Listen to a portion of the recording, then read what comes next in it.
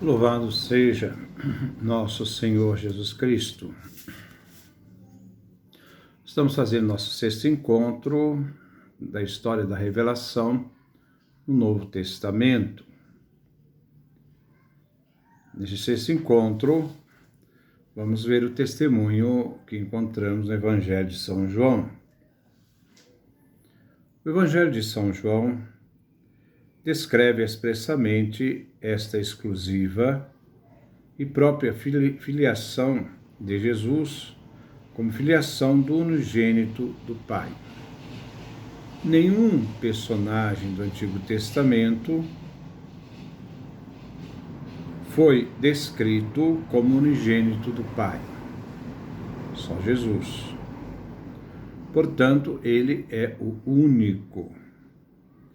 Ninguém jamais viu a Deus, como encontramos no prólogo, capítulo 1, versículo 18 do Evangelho de São João. Que consigo, isto é, Jesus, traz a revelação do Pai. E o único que é revelador de Deus em pessoa.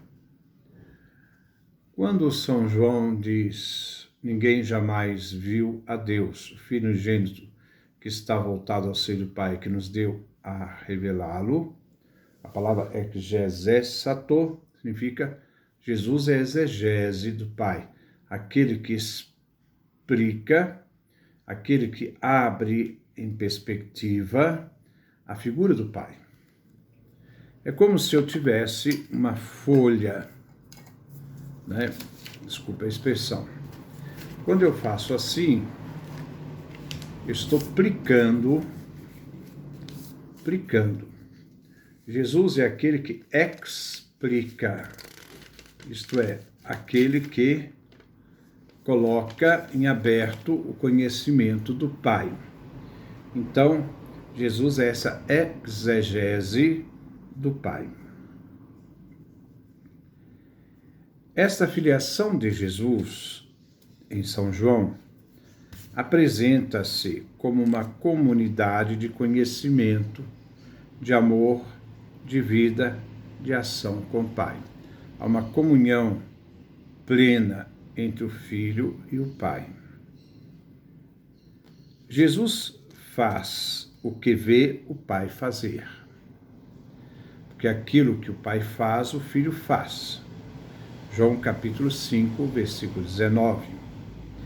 Nenhum personagem do Antigo Testamento afirmava isso, né? E Jesus é aquele que vê o Pai fazer e faz. Realiza as mesmas obras que o Pai, porque a obra do Pai é a obra do Filho. João capítulo 5, versículo 21 a 22. Como o Pai tem a vida em si mesmo, assim também deu ao Filho o ter a vida em si mesmo. Se o Pai é vida, o Filho também é vida, né?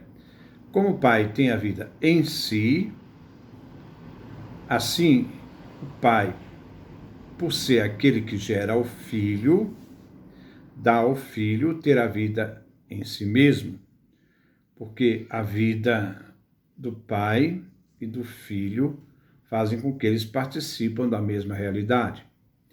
Eu gostaria de lembrar aqui Santo Atanásio, quando na sua questão ariana, e ele também tratava desse cântico criado por Ário, que colocava a inferioridade do filho em relação ao pai. Ele diz: o pai é princípio ontológico do filho, está na ordem do ser, na eternidade. Porque o pai é aquele que gera, o filho é aquele que é gerado. Mas o pai não é princípio cronológico do filho, porque a realidade cronológica está na ordem do tempo, e na ordem do tempo estão as criaturas, não o filho, porque o filho é coeterno com o pai. Então, aquilo que o pai tem, o filho tem. Aquilo que o pai é, o filho é. Mas com a distinção, um é aquele que gera o pai, outro é aquele que é gerado, o filho. Jesus traz-nos o verdadeiro e definitivo conhecimento de Deus. Conhecimento este que significa igualmente a plena comunhão de vida com Ele. Conhecimento significa plena vida com o Pai. A vida eterna é a característica desta vida plena com o Pai. João capítulo 17, versículo 3. Porque ele, Jesus, conhece o Pai que o enviou. O princípio da missão do Filho é o Pai. O Pai envia o Filho. O envia fazendo nascer, quando ele nasce do seio da Virgem Maria, realiza a obra do Pai, depois volta ao Pai. Então, ele conhece, porque ele conhece o Pai que o enviou, do qual procede, e o qual dá testemunho dele, do Pai, mediante obras que nenhum homem pode fazer. Então, é uma realidade divina, não é uma realidade humana. Aquilo que Jesus faz nesta unidade que ele tem, unidade hipostática com a natureza humana, né, mostra que essa realidade que o Jesus traz, ela é divina. João capítulo 15, versículo 24. Jesus fala do que ele mesmo vê e ouve, verbo ver e ouvir. O que ele vê junto do Pai, o que ele ouve junto do Pai. João capítulo 3, versículo 11 e versículo 28. João capítulo 8, versículo 26 e versículo 28. O Pai está nele e ele está no Pai. Talvez essa tradução não seja muito boa, porque o verbo estar é um verbo estático, é tradução para o português. O verbo é usado no verbo existencialista, né? É o verbo ser. O filho, o pai é no filho, o filho é no pai. João capítulo 10, versículo de 10 a 11. Ele e o pai são uma realidade só. João capítulo 10, versículo 30.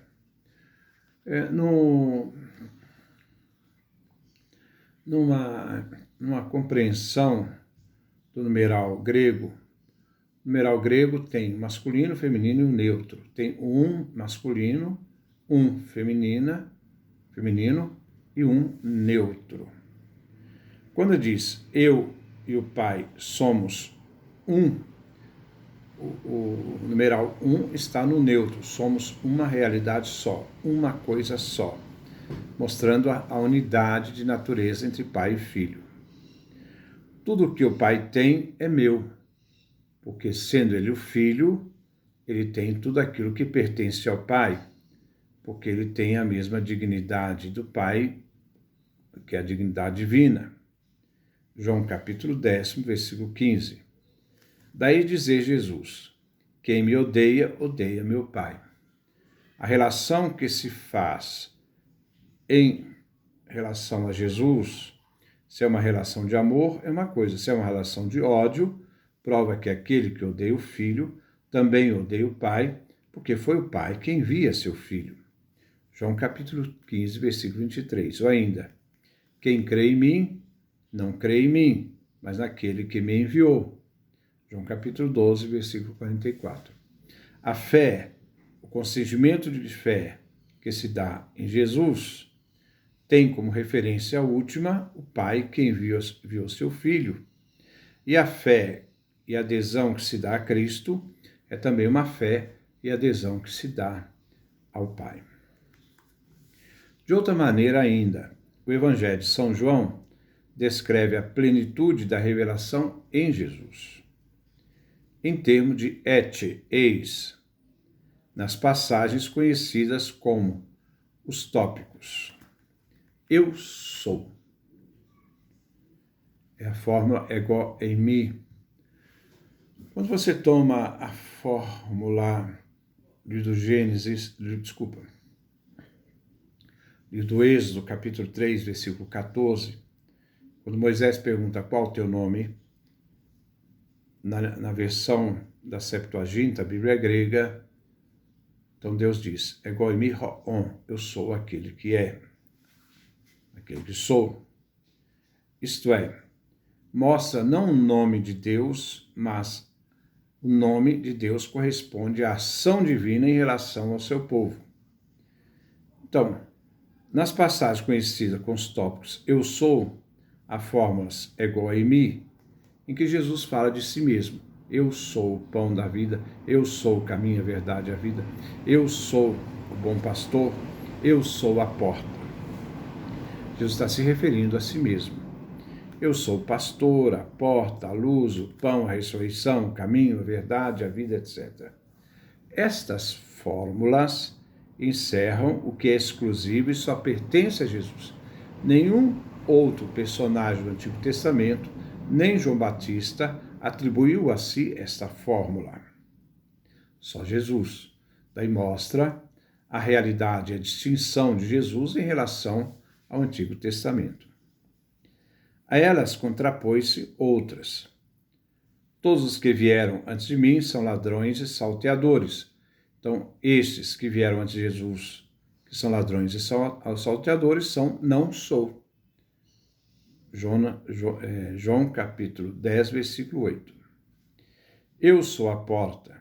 Se alguém entrar por mim, será salvo. João capítulo 10, versículo 9.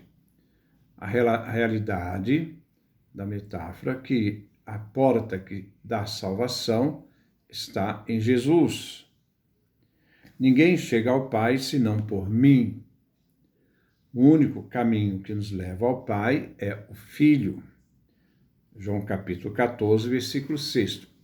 Embora nós devemos sempre ver que essa expressão se refere também à cruz. Jesus é o caminho, verdade e a vida na cruz, porque é na cruz, no caminho da cruz, que ele nos conduz ao Pai. Por isso ele é o único mediador, porque essa mediação realizada na cruz é a mediação da nossa salvação. O clímax destas fórmulas, eu sou, está no caráter absoluto do uso de ego eimi, isto é, eu sou. Se não crerdes o que eu sou, morrereis. Isto é, se não crerdes que o próprio Filho é eu sou, referindo ao livro do Êxodo 3,14, a realidade divina, né? Então vai morrer, porque ele é a realização plena da vida. João capítulo 8, versículo 24 a 29. A expressão ego eimi, isto é, eu sou, usada sem predicado, é a fórmula absoluta de Deus. É a autocomunicação de Deus. É a consciente renovação do testemunho do Antigo Testamento, como eu dizia, de Êxodo, capítulo 3, 14. Eu sou aquele que é, eu sou aquele que está sendo, eu sou. Jesus somente é que corresponde a este ego eimi, isto é, eu sou. Nenhum personagem do Antigo Testamento atribuiu para si essa expressão, que é o nome divino. Jesus atribui para si na sua revelação, que ele faz aqui no Evangelho de São João. Por isso, é Jesus revelação e plenitude em termos de eis. Marcos capítulo 13, versículo 6. Este et, eis, do ego eimi, do sou eu, é a mensagem do Novo Testamento. É o que distingue do Antigo Testamento. Em Jesus de Nazaré, o Deus se revelou a si mesmo, tornou-se permanentemente, de maneira irrevogável, um fato e uma figura histórica. Deus se fez homem, se fez presente na história da humanidade. Aquele que não tinha corpo, porque o Espírito é um ser incorpóreo, assumiu um corpo, uma realidade humana, uma carne no seio da Virgem Maria.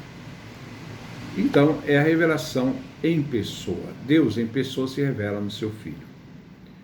Em Jesus, o Deus invisível, visivelmente se revelou e deu em participação aos homens aquilo que ele é. Então, diante disso, nós vemos essa riqueza de conhecimento que nos traz, o Evangelho de São João sobre a pessoa de Jesus.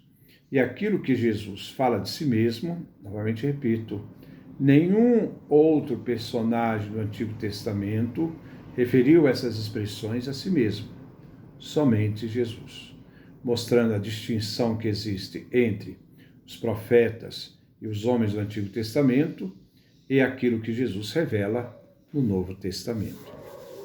Então, que Deus nos dê a sua graça, a sua bênção, sua face resplandeça sobre nós.